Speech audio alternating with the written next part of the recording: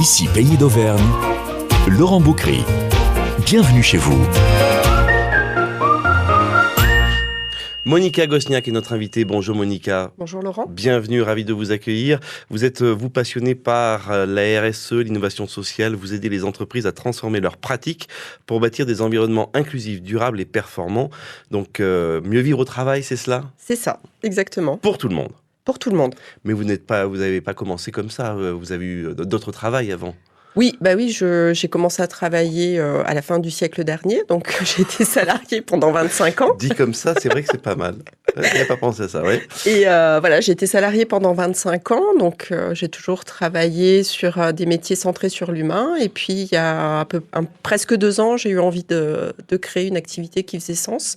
Et donc, je me suis lancée avec Diverses pour travailler sur tous ces sujets que j'ai exploités tout au long de ma carrière, autant au niveau social que dans la pédagogie.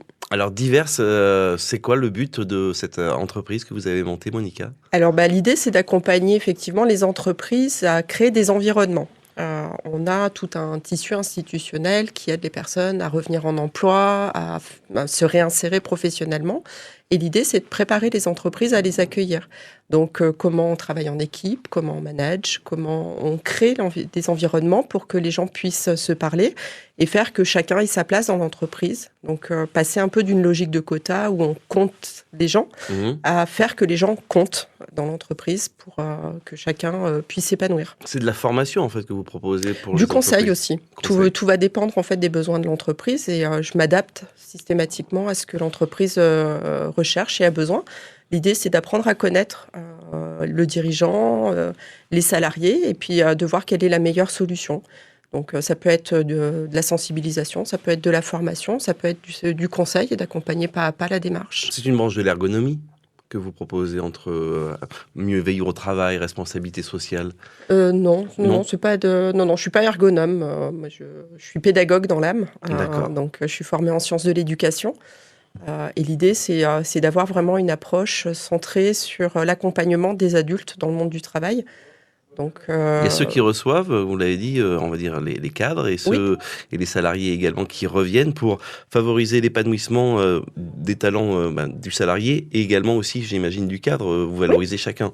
Oui, mais même le dirigeant. Après, suivant la thématique qu'on choisit de travailler, le dirigeant est également impliqué dans la démarche. Là, par exemple, j'ai fait en fin d'année un atelier sur un comité de direction. Et le grand patron était là aussi. L'idée, c'est de sensibiliser et c'est d'impliquer tout le monde dans la démarche, puisque pour que ça fasse sens, il faut que tout le monde y croit et tout le monde s'implique. Oui. Et c'est là où il faut un peu de psychologie, de philosophie, peut-être de la diplomatie également. C'est ça, il faut savoir prendre le temps, il faut surtout savoir écouter. Il faut surtout écouter plus qu'on ne parle quand on est sur des sujets comme les miens. Parce que l'idée, c'est pas non plus de convaincre à tout prix, c'est de faire en sorte que les gens prennent conscience et envie d'y aller. Comment vous êtes formé à tout ça ? Parce que vous étiez donc vous salarié, vous avez suivi des cours, il y a des cours spéciaux là-dessus ou vous êtes formé au fur et à mesure ou c'est vos métiers d'avant qui vous ont donné la fibre ? C'est déjà les métiers que j'ai exercés auparavant, puisque j'ai toujours travaillé, comme je dis, sur des métiers centrés sur l'humain. Donc dans le social, j'ai été confrontée à des publics variés, à des choses qui peuvent être heureuses quand on accompagne les gens, mais aussi à tous les parcours accidentés. Donc ça a été une grande partie de ma carrière. Et puis après, je me suis formée effectivement aux sciences de l'éducation, à l'analyse de l'activité. Donc pour construire des parcours qui font sens pour les adultes qui rentrent en formation ou qui ont envie de se reconvertir. Et puis je dirais qu'aussi c'est tout un parcours de vie parce que ça raconte un peu qui je suis. J'ai éprouvé un petit peu tout ça, que ce soit le handicap, le fait de grandir dans un quartier prioritaire, d'être scolarisé en ZEP, etc. C'est aussi ma vie. On peut vous contacter pour peut-être des choses vraiment spécifiques à son entreprise ou vous faites également aussi des rencontres, vous organisez de temps en temps ce qu'on appelle des instants des possibles. Ce sont des rendez-vous que vous proposez à tout le monde ? Voilà, c'est des rendez-vous qui sont ouverts à tous ceux qui sont intéressés par la thématique qu'on traite. Donc c'est tous les trimestres.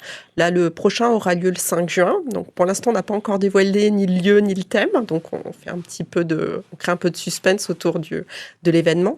Et on a traité autant la carrière des femmes que le handicap, que l'ancrage territorial. Et l'idée, c'est de discuter de ces problématiques-là avec des personnes qui font des choses sur le terrain, qui sont passionnées par le sujet et qui ont une vision optimiste des choses à transmettre. Et une vision humaniste comme vous avez, Monica Gosniak, en notre compagnie.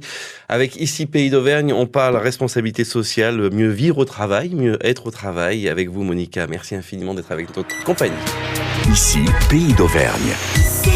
Monica Gosniak en notre compagnie, votre site Diverse, c'est votre entreprise que vous avez montée pour bien sûr aider les gens à mieux vivre au travail, diversité, inclusion, problème ou accident de parcours, ça peut bien sûr arriver et ce n'est pas une fatalité. Et vous le dites sur votre site Diverse, je continue à œuvrer pour un monde du travail plus responsable, plus humain.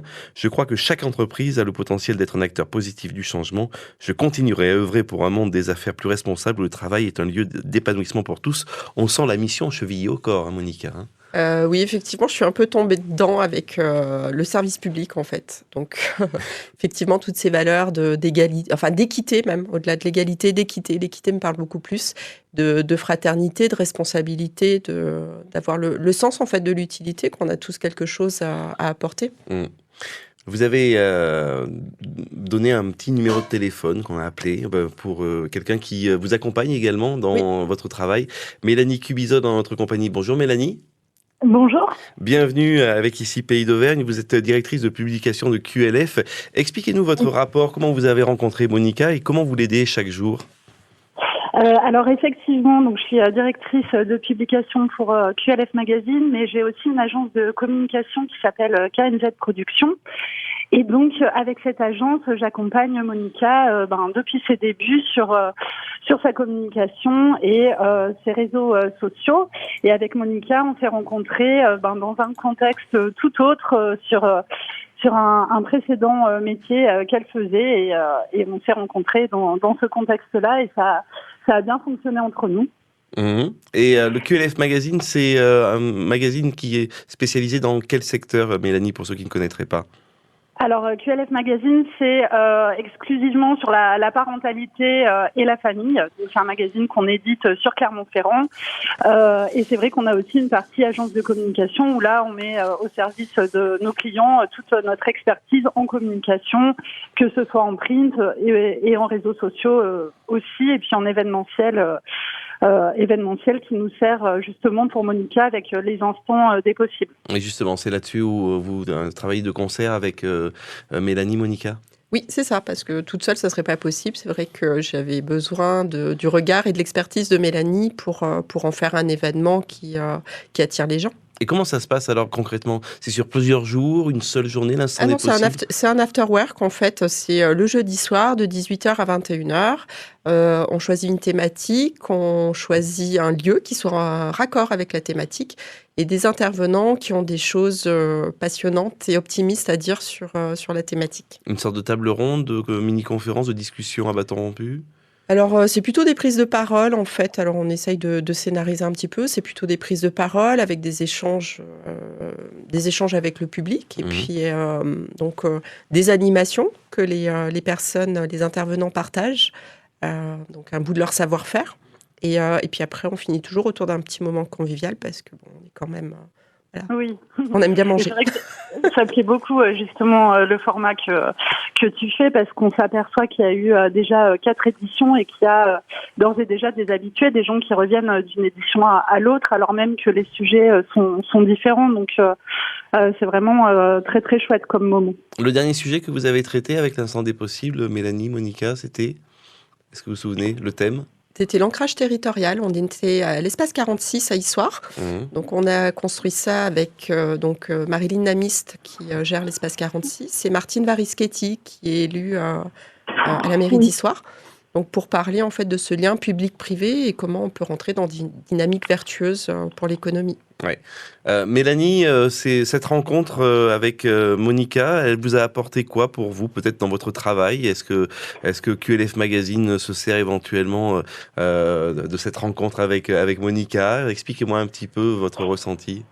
Moi c'est une rencontre très très enrichissante pour ma part parce que c'est vrai que Monica est très passionnée, elle a des valeurs humaines qu'on voit peu chez les gens. Donc moi, ça m'enchante à titre personnel et à titre professionnel. C'est vrai que pour nous, c'est un dossier et un projet qui est galvanisant parce qu'il y a justement ces instants des possibles qui sont toujours différents dans des lieux différents sur des thématiques différentes, mais qui nous parlent aussi bien évidemment.